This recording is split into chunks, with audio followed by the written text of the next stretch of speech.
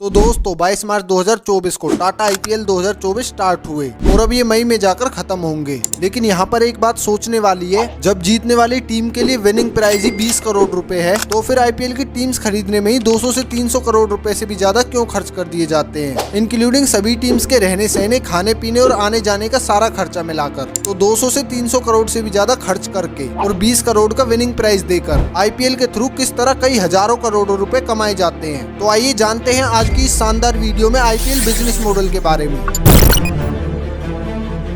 IPL में BCCI से लेकर टीम्स तक सब अलग अलग जरियों से पैसा कमाते हैं। इसमें कई तरह की चीजें शामिल होती हैं, जैसे media right, central sponsorship, official title, kit sponsorship, ticket की बिक्री से आने वाला पैसा और एडवर्टाइजिंग जैसे कई और ऑप्शन भी। इन सभी के जरिए आईपीएल के थ्रू न सिर्फ लाखों बल्कि कई हजारों करोड़ों रुपए कमाए जाते हैं। तो आइए अब जानते हैं एक एक पॉइंट को डिटेल में कि बीसीसीआई पैसा कैसे कमाती है, मीडिया राइट और ऑफिशियल टाइटल से कैसे पैसा आता है, और इनके साथ साथ बाकी के बचे सारे पॉइंट्स को।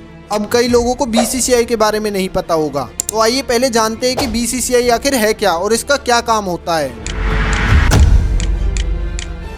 तो बीसीसीआई का पूरा नाम board of control for cricket in India, Hindi में समझे तो भारतीय क्रिकेट कंट्रोल बोर्ड। ये भारत में क्रिकेट की शासी निकाय है और इसकी स्थापना दिसंबर 1928 में हुई थी। बीसीसीआई इंटरनेशनल और डोमेस्टिक लेवल के लिए इंडियन क्रिकेट के लिए पूरी तरह से जिम्मेदार रहता है। तो आइए अब जानते हैं कि बीसीसीआई का आखिर काम क्या होता है। बीसीसीआई इंडियन क्रिकेट के ओवरऑल प्लान्स को मैनेज करके चलता है। बोर्ड अपने इंटरनेशनल मैचेस के लिए मेल और फीमेल दोनों के लिए ही इंडियन क्रिकेट टीम्स के लिए प्लेयर्स को चूज करता है। सभी इंडियन टीम्स के कोचिंग स्टाफ और टीम्स को चूज करने के लिए बीसीसीआई की एक ऑफिशियल इलेक्टेड सिलेक्शन कमेटी है, जिसके थ्रू ये सारा काम होता है। बीसीसीआई न केवल इंडिया का बल्कि पूरी दुनिया का सबसे रिचेस्ट क्रिकेट बोर्ड है और बीसीसीआई की टोटल नेटवर्थ है $2.25 बिलियन।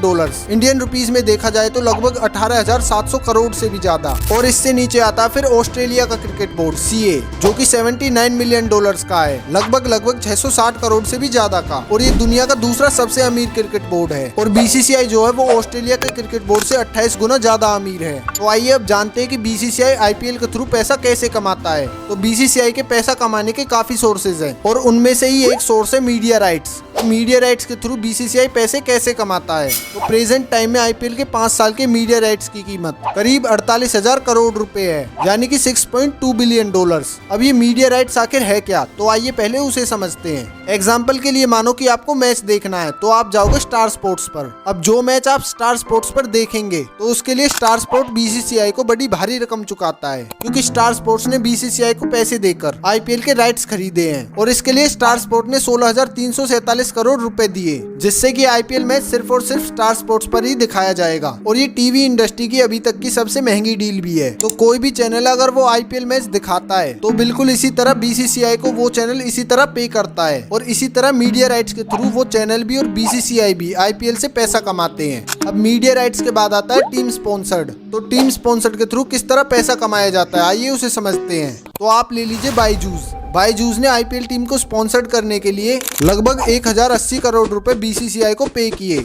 अब इससे आगे आता है टाइटल स्पॉन्सरशिप। अब आपने देखा होगा कि आईपीएल से पहले एक पर्टिकुलर ब्रांड का नाम होता है, जैसे 2024 के आईपीएल का है टाटा आईपीएल, और 2008 से 2012 तक के जो मैचेस हुए उनमें था डीएलएफ आईपीएल। इनसे अलग Pepsi IPL, Vivo IPL, dream 11 IPL. तो आईपीएल से पहले जिस भी ब्रांड का नाम होता है वो ब्रांड आईपीएल को स्पॉन्सर्ड कर लेता है और इसे ही टाइटल स्पॉन्सरशिप कहा जाता है। अब डीएलएफ ने 2008 से 2012 तक आईपीएल को स्पॉन्सर्ड किया और इसके लिए डीएलएफ ने बीसीसीआई को 40 करोड़ रुपए पर ईयर के हिसाब से पे किए। साल 2013 से 2015 तक पेप्सी ने आईपीएल स्पॉन्सरशिप के लिए 79.2 करोड़ रुपीस पर ईयर के हिसाब से पे किए। साल 2016 से 17 में वीवो ने पर ईयर के हिसाब से बीसीसीआई को 100 करोड़ रुपए पे किए, और साल 2018 से 19 में वीवो ने आईपीएल स्पॉन्सरशिप के लिए 439 करोड़ से भी ज्यादा रुपए पे किए, और 2020 में फिर ड्रीम 11 आईपीएल को स्पॉन्सर करता है 222 करोड़ रुपए में। और अब 2024 में टाटा ग्रुप्स ने 2024 से 2028 तक टाइटल स्पॉन्सरशिप के लिए बीसीसीआई को पूरे 2,500 करोड़ रुपए यानी $301 मिलियन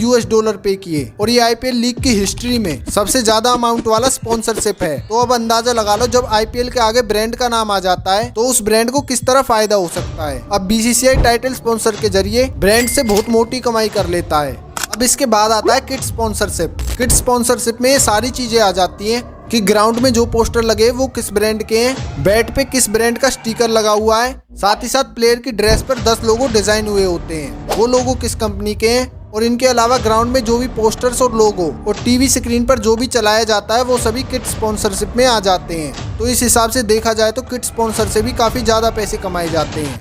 अब बीसीसीआई जो है वो टिकट बिक्री के जरिए भी रुपए कमाती है, लेकिन टिकट बिक्री के जरिए सबसे कम रुपए कमाए जाते हैं। अब वो कैसे? क्योंकि यहाँ होता ये है कि टिकट के जरिए जो भी पैसे आते हैं उनमें से 80% फ्रेंचाइजी कंपनी के पास जाता है और 20% बीसीसीआई और स्पॉन्सर ब्रांड के बीच डिवाइड होता है। तो अब आप ये अंदाजा लगा लो, जब 20% स्पॉन्सर ब्रांड और बीसीसीआई को मिलते हैं तो यहाँ तो बीसीसीआई काफी कम पैसे कमा रहा है। तो दोस्तों ये थे कुछ सम ऑफ द इम्पोर्टेंट पॉइंट्स जिनकी वजह से आईपीएल सीजन में काफी ज्यादा पैसा कमाया जाता है और यहाँ पर सभी को काफी तगड़ा प्रॉफिट भी मिलता है, चाहे वो बीसीसीआई हो, प्लेयर्स हो या फिर स्पॉन्सर ब्रांड्स हो, क्योंकि इसके बाद से वो ब्रांड जिसने की आईपीएल को स्पॉन्सर किया वो लोगों की नजरों में आ जाता है और जिस प्लेयर ने अच्छा परफॉर्म किया तो उसे क्रिकेट से भी अलग काम मिलने लगते हैं, जिसकी वजह से नए नए क्रिकेटर्स हमें टीवी एड्स में भी देखने को मिलते हैं। तो दोस्तों आज की वीडियो को करते हैं यहीं पर खत्म। उम्मीद करते हैं कि ये वीडियो आपको जरूर अच्छी लगी होगी। वैसे आईपीएल के बारे में आपके क्या ओपिनियन है कमेंट करके जरूर बताओ और हमारी इन वीडियोस को भी एक बार जरूर चेकआउट कर लो।